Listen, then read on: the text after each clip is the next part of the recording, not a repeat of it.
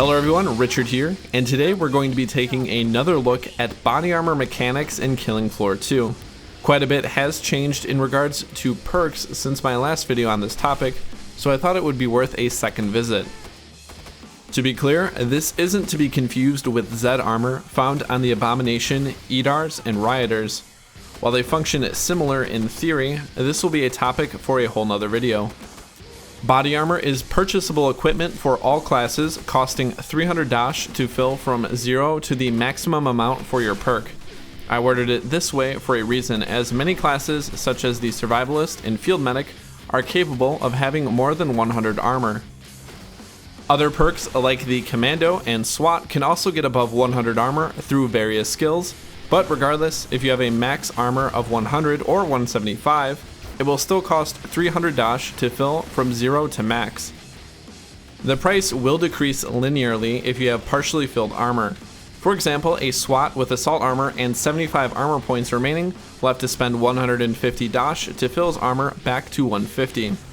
A Firebug will have to spend the same 150 dash at 50 armor to fill his armor back to 100. Right off the bat, this gives the Commando, SWAT, Survivalist, and the Field Medic improved armor economy, assuming you don't use the autofill feature, which, as of making this video, will overcharge you for armor if you are capable of having more than 100.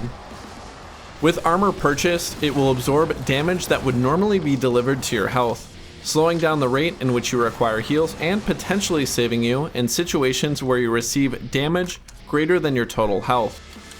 The amount of damage absorbed by armor varies by its integrity. At greater than 75 points, your armor will absorb 75% of all incoming damage, with the remainder being removed from your health. For example, if you receive 12 damage from an enemy attack, your armor would take 9 points of damage, and your health would take just 3. With 75 to 50 armor points, your armor will absorb 65% of all incoming damage, and below 50 points it will only absorb 55%. This is why armor tends to evaporate rather quickly until around the halfway point, in which the reduced damage absorption means your health will be sharing more of the load. It's important to remember that incoming damage is calculated after any damage resistances, and almost every perk except for the Sharpshooter, Commando, and Support all have some form of damage resistance, some granting additional damage resistances based on skills like the Berserker and Field Medic. The Field Medic's Resilience perk is actually quite powerful in this regard with full armor, since at 50 HP, incoming damage will be halved before it even touches your armor or HP. With high integrity armor, a medic with the max resilience effect receiving a 48 damage attack will only receive 18 armor damage and 6 health damage once damage resistance and armor has been accounted for. Keep in mind that armor will not absorb fall damage or the damage from a Siren Scream, meaning it is actually possible to die with full armor from either of those damage sources. There is also heavy armor available to the Survivalist through passive skills and the SWAT via the heavy armor training skill. Despite them having the same nomenclature, the SWAT and Survivalist heavy armor function very differently. Both will absorb all incoming damage instead of some going to the health. However, SWAT absorbs damage at a reduced rate. Assuming a SWAT has heavy armor training and armor still remaining, all incoming damage will be multiplied by 0.65. However, the Survivalist does have a general 25% damage resistance, making Survivalist armor 10% weaker against non-bullet attacks. SWATs, in addition to the ability to have their heavy armor, also receive 25% less bullet damage as a passive perk bonus, making them incredibly resistant to bullet type attacks from Hans and the Patriarch. When the overall damage of an attack is greater than the remaining armor value, then the remaining armor value will be subtracted from the attack damage, with the remainder being taken from your health pool. With SWAT heavy armor, the formula is a bit different. Essentially, the remaining armor value will subtract from the incoming damage, with that remainder being subtracted from your health. The damage dealt to your armor will still be done at a reduced 0.65 rate. For example, if you are a SWAT with heavy armor with 100 HP and 20 armor points, and receive an attack worth 40 damage, 20 points will be absorbed by your health and 20 by your armor, leaving you with 80 HP and 7 armor points. With all the math out of the way, it's time to actually analyze how useful armor is, who should buy it, and when you should buy it, if at all. Armor is quite expensive, especially early on with a weak economy. Proponents of buying armor more liberally will likely argue that the investment in armor is less than the possible losses incurred from an untimely death. This is true to some extent, as a death early on or mid-game can have a big impact on the late-game economy for you and your team.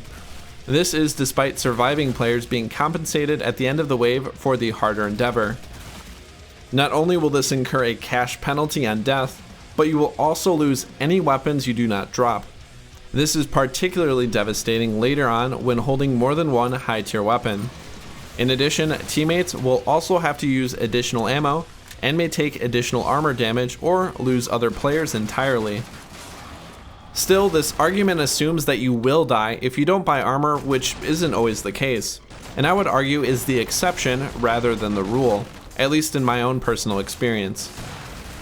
On the flip side of the coin, others may advocate for purchasing armor only once you and your team are comfortably kitted out, as it is often better to be able to dispatch Zeds more efficiently and with greater ease than to be able to absorb additional damage. 2 players buying full armor from scratch will cost 600 Dash, or about the cost of a tier 2 weapon such as the C4 for the demo, or just shy of being able to upgrade a tier 3 weapon to tier 4 like the Desert Eagles or the M14. This additional damage output may make the difference between a sloppy takedown or a clean and quick one. A good team can usually manage a big Zed or 2 with low damage weapons. However, mistakes can be made, and if you opt for armor instead of buying that new upgrade, and a Raging Scrake or Flesh Pound you are unable to quickly kill now wrecks most or all of your armor, or just kills you outright, your armor investment just backfired. Remember that you almost always are going to take some damage, meaning your armor will constantly degrade. Weapons, on the other hand, will not have any degradation, save for ammo, but will still retain some value. In conclusion, I would say that the value proposition of armor increases as the game progresses in most cases, with classes like the SWAT, Berserker, Survivalist, and Field Medic getting the most bang for their buck.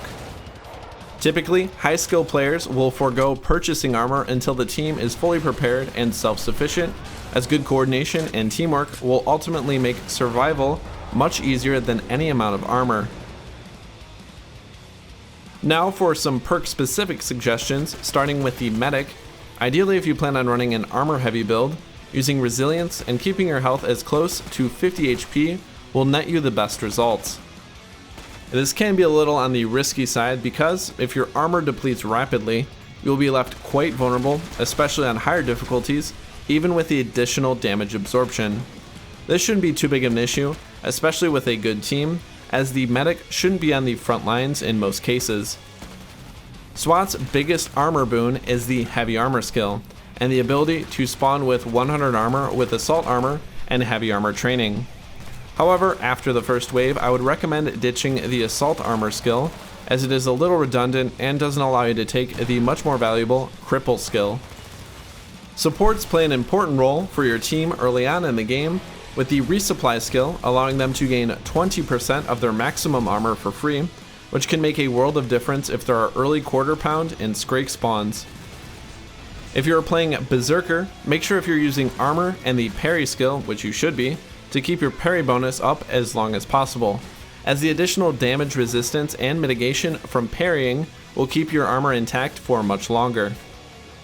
Demolitionist armor also works relatively well as a shield from your own explosive attacks in more hectic situations, as all incoming explosive damage will be halved, giving your armor a little bit more staying power than you may think.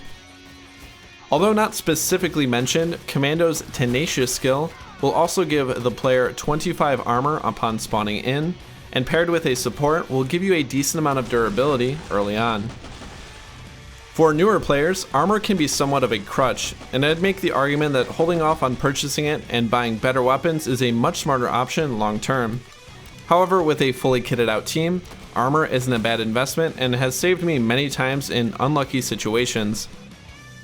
Armor isn't a bad purchase, but it should be done with thought and consideration not only to your economy, but your team's as well. Remember that Murphy's Law still applies to Killing Floor, and armor isn't a bad insurance policy when a husk launches you into the warm embrace of a flesh pound. Thank you very much for watching, and let me know what you think of the armor mechanics, or if you have any questions in the comment section below. Join us next time when we take a look at Zed health and armor mechanics. Also, feel free to check out my social media links in the description or my Patreon page, linked at the end of this video. But until next time, happy hunting!